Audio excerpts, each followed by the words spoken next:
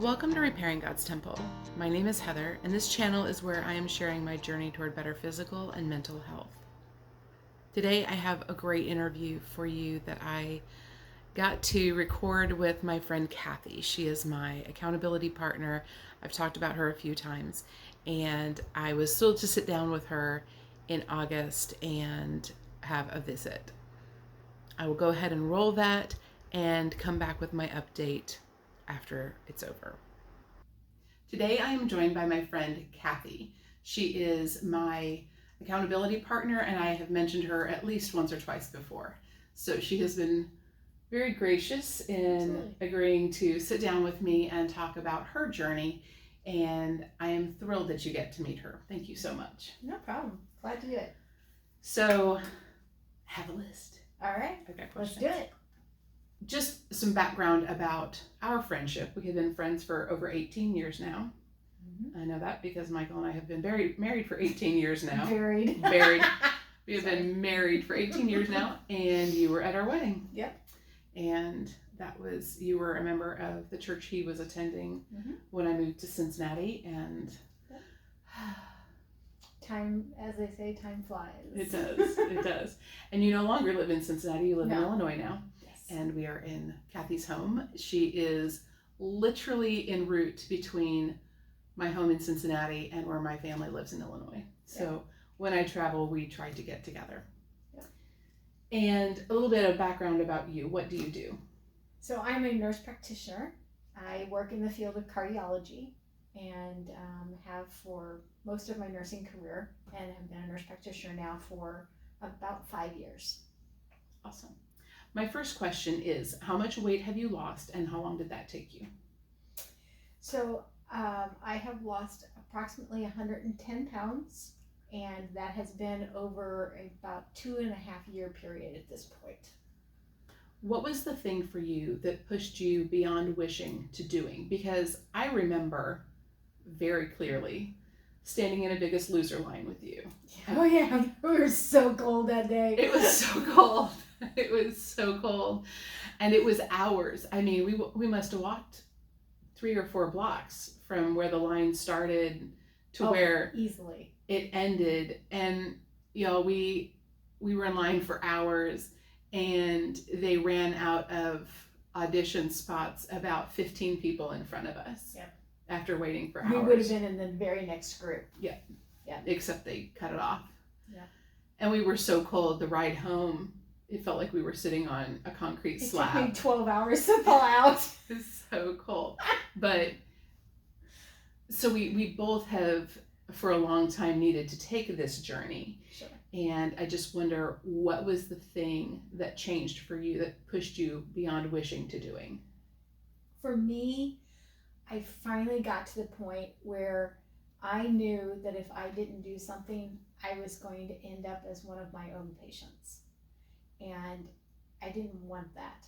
It was time. I was on the brink of having some serious health problems that I knew could be fixed if I lost the weight. And they were. And I wasn't a good example for my patients. I can't talk to somebody about losing weight when I'm sitting there in front of them so large. Like, the inconsistency in that statement, that wasn't lost on me. And I now have a much better ability to talk to my patients and help them make the lifestyle changes that they can make to achieve much better health. Have your patients seen that change in you? Have any been with you long enough to see that you're implementing your own advice? Absolutely. So the way our practice works is, especially if we're seeing the patient like maybe only once a year, which sometimes with some of my patients I only see them once a year, I will then alternate with the cardiologist. So they'll see me 1 year, the cardiologist the next year, and then me the following year. So I haven't seen some of those patients for 2 years, and I'm now seeing some of those patients who remembered me when I was so large and are now coming back and saying they don't even recognize me. because I've changed so much. And it frequently leads into conversations of, well, how did you do it? What did you do? Wow, I can't believe the change in you. And I now have an opportunity to say, I understand how hard this is. I am not sitting here as some skinny mini, never struggled with the weight loss kind of person telling you that you need to lose weight. I get how hard this struggle is. I get it. And when somebody has been there, done that, they have a much, you just connect with them better. You know that they understand what you're going through. And that has given me the opportunity to speak into those patients' lives and to help them make the lifestyle changes that they need to make. Because you may be the only person they've ever seen who actually was able to accomplish what you're encouraging them to do. Exactly. And I've done this all without pills, without surgery. And that's usually one of the first questions I say. Well, did you have surgery? No. And I did this all well over the age of 50. It's possible to have significant weight loss as an older woman. Yeah. So that just must be so encouraging. It is. Will you please share with us who all was on your team and what their roles were in motivating your journey? Yeah. So I could not have done any of this and not been successful long term without Kat Secor, who is one of my coaches, and her mother, Dr. Mimi Secor, who is a doctorally prepared nurse practitioner. We will link to their information in the notes. And we have what we call the CKDM, so Coach Kat, Dr. Mimi, CKDM tribe. And those ladies have been some of the most incredibly understanding and supportive group of women to encourage me along the journey. Has my journey been perfect? No. Not even in the slightest. But in the times when I've needed somebody, they've been there. And Kat, in particular, has just been a godsend. And I could not have done this without them. This is a 3-part question. Okay. What were your biggest challenges? How did you overcome them? And have they changed with time? Oh, wow. I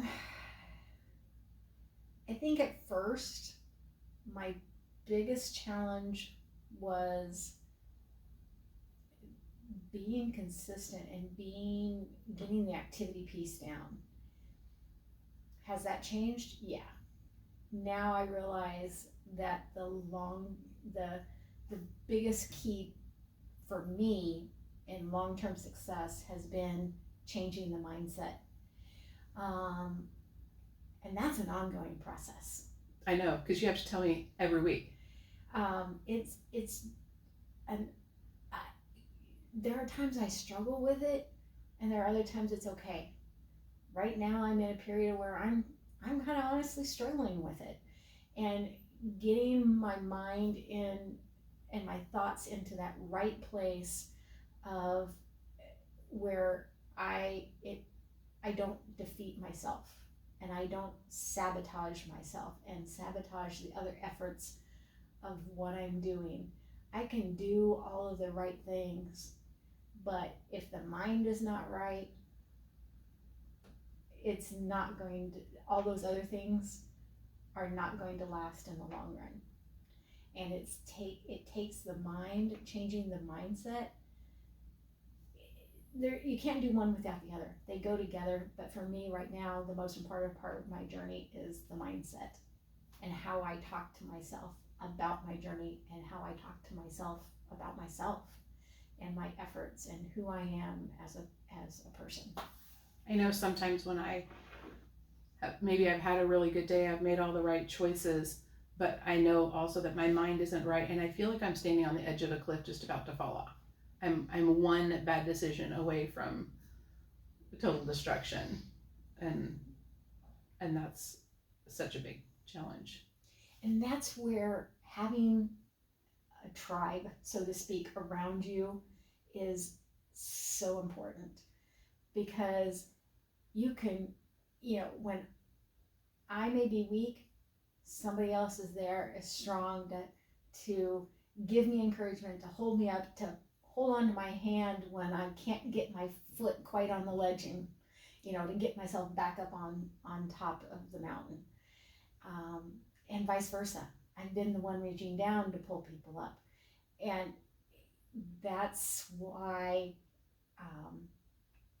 having that facet, I think, is very key. And where people try to sometimes go it alone, I can't imagine trying to do this journey alone.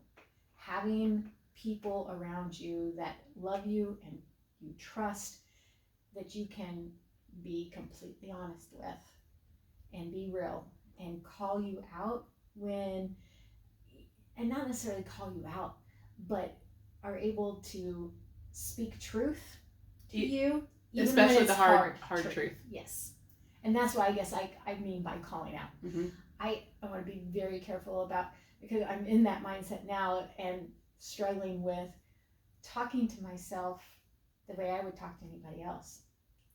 And in fact, I had a call today with my coach before you got here, and we actually talked about you and about how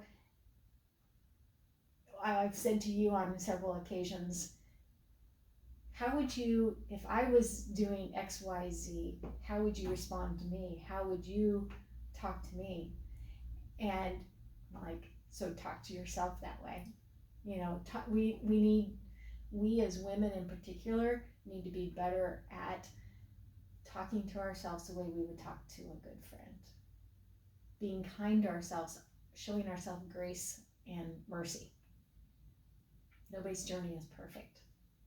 And everybody's journey is going to look a little different. And that's okay. I have been so glad that I have had the opportunity to connect with you week after week now for so many months, because when I still find it hard to be kind to myself, I ask myself what you would say about the situation, how you would address the situation, so that I can reframe it for myself to speak to myself that way. Right. And the other thing is that you, in encouraging me to have that mind shift, that mind change about myself, the internal dialogue, you told me to borrow your belief in me until I had belief in myself. And I find myself quite frequently saying, I will borrow Kathy's faith in me until I have faith in myself. I will borrow Kathy's belief in me until I believe in myself. And that has been very helpful while I'm on that journey to believing that I have the capacity. And especially as I have had so much difficulty being consistent week to week with my food, with my activity, whether it's injury or travel or whatever, this journey has been months now. I think I started the channel in April, and here we are in mid-August, and I'm down 10 pounds, and that can seem so defeating. And I look at that roller coaster of what the scale says, but through your encouragement, being able to see that there are other things that are consistently improving, that I am making better choices, and that as those pile on, the weight will come. Dave says the same thing. The weight will come. It's making better choices, better, not perfect. Right. So. Right. You're looking for what's going to set you up for long-term success. Could you have lost more weight quickly? Sure. Could I have lost more weight quickly? More quickly? Absolutely. But the work that I am doing, the work that you have done and are doing, is the work that will set you up for long-term success. It's the tortoise or the hare. Mm-hmm. Who won in the long run? The tortoise. And that we're in such a hare kind of society where get it done right now. So, we want fast answers. We want microwave answers. Well, sorry, weight loss is not a microwave answer. It's going to be long term. And that when our journey is, we know, going to be long, it's hard to not get into that hare mindset. And so there were many, many times in the beginning, there have been many times along the journey that I've had to still borrow Kat's belief in me. And that again speaks to having that tribe of people around you that believe in you and support you. That long-term mindset is what also made me intentionally choose not to go any kind of surgical route. Mm-hmm. Because especially with my weight, well over 400 pounds, with my type 2 diabetes, mm-hmm. the arthritis, so many things, it'd be really nice to make that faster. But I've had mm-hmm. friends, I've known a lot of people who have gone a surgical route, and while their weight was dropping very quickly, their mindset wasn't keeping up. Their mindset wasn't actually changing. Right. And so as the newness of the surgery wore off, as their stomachs then started to stretch a little bit and be able to take more food, they hadn't really built up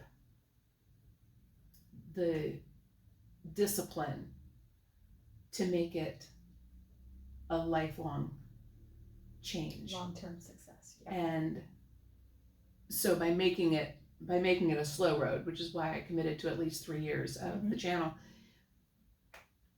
it is forcing me to deal with the stinking thinking mm-hmm. as I go along the journey of improving what I put into my body and how I deal with my body physically, which right. is why I say that this channel is about my physical and mental health journey, because they're intertwined. They're twined. We are going to be doing some more sit-down conversations to share with you. So when I am traveling to see my family, we are going to somehow make it work that we can get together and share some of these aspects, because Kathy has been such an inspiration and such a deep encouragement to me. So we will sit down again and we'll talk more about that. Until then, take imperfect action. Yes. Better, not perfect. Yep. Absolutely. Thank you so much. You're welcome. It's been a pleasure. So clearly this was recorded about a month and a half ago. That's about how long I've really been struggling. It's interesting that we mentioned sabotage, we mentioned what a mental game weight loss is, because that is all what I have been struggling with so much for the last month and a half. That's why I haven't posted many videos. That's why I haven't really had a ton of progress with weight loss. I weighed in a week and a half ago at 432. So it's still stable, but the scale is not going down by great marks. So I have been dealing with sabotage. This is what happens every time I try to lose weight. Every time I get maybe anywhere from 2 to 4 months in, and I just stop trying hard. Sometimes intentionally doing things that I know are going to thwart my efforts. I have not been adulting well. I am not going to bed at a reasonable hour. I'm not taking care of the house is a mess. I am not focusing on exercise. There was a month that I wasn't even in the gym. for one reason or another. I was sick. Amazing Dave was sick. We were alternately out of town, and there was a whole month that I wasn't even in the gym. But I wasn't doing anything outside of the gym for exercise either. So it's just really been a struggle. But I'm here to say I'm struggling, but I'm not quitting this time. I'm not going to quit. I am not going to quit. I can't. If I quit,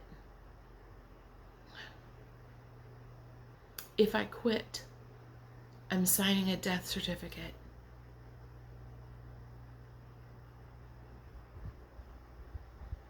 I have to keep going. I have to keep trying. So, some areas that are moving forward. I have found a new primary care provider that I'm really excited about. We have had a couple of visits with her, and I should have my blood work results in by Monday.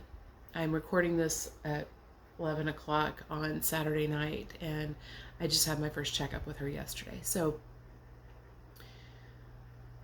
that's really encouraging that I have a primary care provider now that I feel like I can really work with and be open with, and I'm very, very excited to be working with her.